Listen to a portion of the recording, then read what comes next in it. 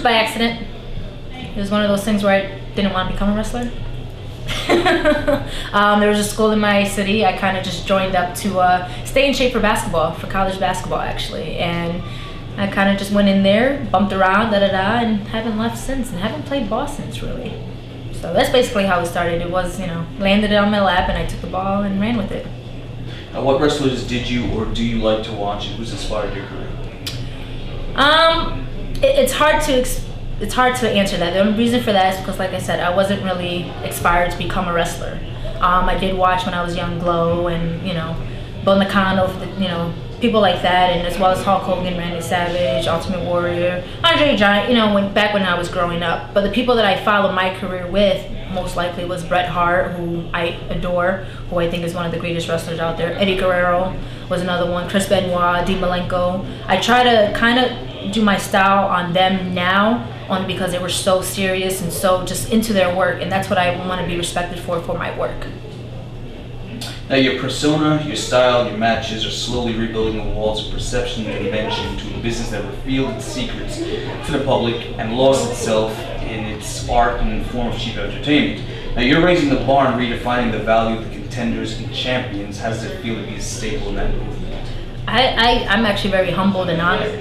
I think when it comes to this business, I think a championship should be something that you take seriously. Everyone gets a championship belt, you lose it next month, lose it next week. I think in my case, when I am given a belt, I take it very seriously, I take my craft very seriously, and I think regardless of cheap entertainment, I think I can entertain the fans with my wrestling skills, and I think my work speaks for itself. I believe when you have a championship, it not only raises my self-esteem and my confidence, but it raises the bar that much higher for me to have a level of success, not just for me, but for my opponent as well. So I think, anytime you have a title or anything like that, you should take it very seriously, because they're giving you a title for a reason, not just on cheap entertainment, because they have a belief in you, and I take that very seriously. Now you're quickly leading the charge and changing the game for female competitors in pro wrestling. Which girls on the scene would you say possess the it factor to carry the torch moving forward? Wow, there's so many girls now. Back when I first started, there was hardly any. But with me traveling around the world, I believe Cheerleader Melissa has that it factor. She's a tremendous, tremendous talent, and me and her had battles and feuds. Another person would be Sarah Del Rey, who just haven't had her time to shine besides Shimmer, and I think she has that it factor. You've also have someone, excuse me, you also have someone who, like Cindy Rogers, who's just technically sound in that ring, who doesn't get the credit that she deserves because of her style. It's so different from anybody else there. But there's so many girls, but those are the three that I think are the top, as well as Lufisto, who I think no one gives her the credit that she deserves. Everyone knows her as a hardcore wrestler, but she can go in that ring and wrestle just with the best of them. Now you've had a long and decorated career, but the last 24 months have perhaps been the most substantial to your own career and women's wrestling as a whole. Do you feel that you've made it yet? I never want to think that I've made it. I think anytime I get in that ring, I try to bring my level of success up higher. I think my ultimate goal was always to be in WWE or TNA, and if I can't reach that goal, it's okay. I'm content with where I am. So with my level of success up to now, yes, I can say that I'm very content, very happy with where my career has gone, especially in the last 24 months, where I've just traveled all over the world and had some great feuds and great matches. So I'm content with everything now. Whether I make it or not, it doesn't bother me anymore. I'm happy. I'm happy with where I'm at and who I'm working for now. Now you've heard all the classic stories of how the top workers in the business broke in by traveling around the country and even traveling around the world for small independent shows to get noticed and earn their big break. What's it like living that reality? It's a bitch.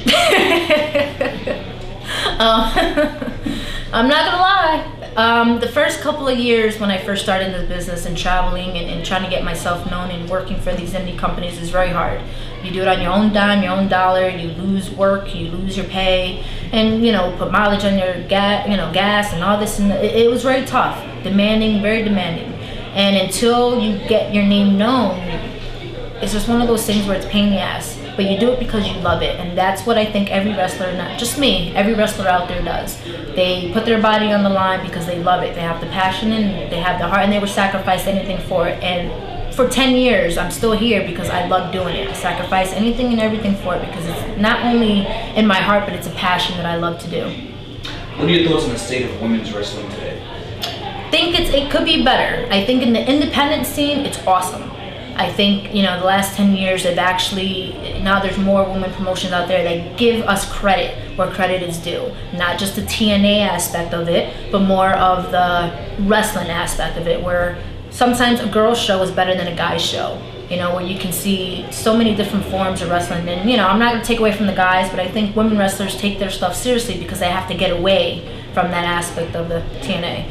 But I think in the last 10 years, the state of women's wrestling now is 10 times better. Maybe not so much on, on TV, so much. I think the knockouts division in TNA could be better now, but when it first started, it was a shit. So I think it'll get there. It'll eventually will get there, and eventually we'll have our own mainstream one day. Do you think that women's wrestling is embraced more by this generation than any other? And I guess you might have answered it, but what do you think is leading to that growing success? I think now women's wrestling is more embraced. I think when you go overseas in Mexico or Japan, it's women's wrestling is like the big thing down there. It's just as big as WWE or TNA. When you come over here in the States, it's slowly getting there, and you have companies out there like Shimmer, WSU, Indy Girls, where they put their name just for women's wrestling, and they bring international stars to give us that flavor, and that's something new that you haven't seen back when I first started. When it comes to divas and the knockouts, I think WWE had their chance, and they still have that chance to make it. I don't take away from any girl who wants to do the TNA aspect and want to be a model and da-da-da-da, but I mean, seriously, if you take one of those girls and you put her in the ring with me, I would eat her up alive. And it's one of those things where fine, it's all about money, but I'm not here for money. I'm here because this is what I love to do. And the divas used to have that aspect of it once upon a time when they had Molly Holly, Victoria, Jazz, Trish Stratus, Lita. They had that once upon a time. Now they are slowly getting there. Eventually they will, and I hope that they do. Same thing with TNA. They had that it factor when it first started, and now they don't. Now they let everyone go for whatever reasons. To each its own, and it is what it is. I like my independent scene because I get to wrestle the best girls out there, and those girls are not on TV. Now you're ranked number 3 in Pro Wrestling Illustrated, a huge accomplishment. Based on your level of success, are you more selective on what shows you work, what promoters you work for, and who you work against? No, me being ranked 3 is a great honor. It humbles me to the point where nothing changes. For 10 years, I have worked still in front of five people or 500. It doesn't matter to me. I'm never selective, because if a company wants me, Mercedes Martinez, to be on their show, I'm going to say yes, because to me, they're reaching out to me. The only reason why I would not take a show is if I have personal reasons. But for the most part, I'm here to support the fans. If they want to see me, then I'm there at that show, regardless of how many people. Regardless of how high ranked, 3, 2, 1, doesn't really matter to me. I'm very humble. I do what I can, and this is the reason why I do it, because I want to perform in front of everybody that I can. 5 people, 3 people. If there's nobody in the audience and I'm just doing it for a DVD, that's fine too. It's because I want to put my craft on show. It's basically the only reason why I do it. What do you think is something that you try to incorporate into your matches that distinguishes you from the rest? Realism. I think when I wrestle, I bring that effect of it being real. When I hit, I hit. It's not, it's a form of entertainment, and I hope all my matches are entertaining, but I want to bring to the fact that this is not backyard wrestling. This is not that fake stuff. We protect each other out there, but if I'm going to hit you, I'm going to hit you. If I kick you in the face, I'm kicking you in the face. It's not my fault you get a bloody nose if you can't protect yourself. It's that form of realism that I love to bring to the ring, and not a lot of people can do that. A lot of people can't bring that side of wrestling to it, and I hope that in every match, that's what I bring. Would it concern or bother you if WWE or TNA repackaged and discredited everything that you've worked hard for up until this point? Yes. I think in my 10-year career, I worked my ass off to bring women's wrestling to the point of being athletic. And we're athletes. We're not eye candy. You can have that eye candy aspect. Everyone does. We go out there, we do our hair, do our makeup, blah, blah, blah. We do that because we have to look pretty in the ring, but we also bring that athleticism to us. If WWE or TNA brought that down and just show the TNA aspect, yes, I would take that to heart, because I worked my ass off not to look like a piece of ass in that ring. I work my ass off to look like an athlete in the ring, and I can wrestle with the best of the girls as well as the best of the guys. And yes, definitely I would take that to heart. You're literally a workhorse, fighting champion, busted your ass, non-stop, all guts, all blood, all glory. What do you think is holding you back? Why haven't you gotten the call yet? I don't think I'm what they're looking for. You know, it's one of those things where they want to hire models, want to be on Playboy, they got to make their money too. Maybe they don't see me as a moneymaker. You know, I don't know. I don't care. I think my thing is I'm living my dream, and I'm traveling around the world. I get to go overseas to Alaska, Australia, you know, and that's a part of my dream that I never thought that I can do. I mean, I never thought to become a pro wrestler. So even me just lacing up my boots is a dream for me. So regardless of being on WWE or anything like that, it's not a focus for me. It's not anymore. I just think this is what I love to do, and this is what I'm going to keep doing until my body says stop. Would you say that there's a strong essence of that Puerto Rican pride, that fighting spirit that doesn't want you to sell out what Mercedes has done before? Yes, we have that Puerto Rican pride, that Boricua style in me. It's definitely one of those things where we don't give up. And that's something that was instilled in all Puerto Ricans, I think. You know, if you don't, your mama will beat you with a coat hanger or something, or slipper, you know, chocolate, that's what they call them. But it's definitely, she always says, follow your dream, and if something that no one else likes, as long as you love to do it, you will give it your all. And that's what I'm doing. I'm giving more than 110% in every match that I do.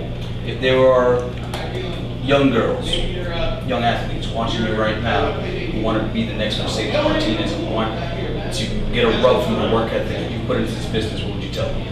Tell them go ahead. I tell them just make sure that, you know, you have the passion for it and you have the heart.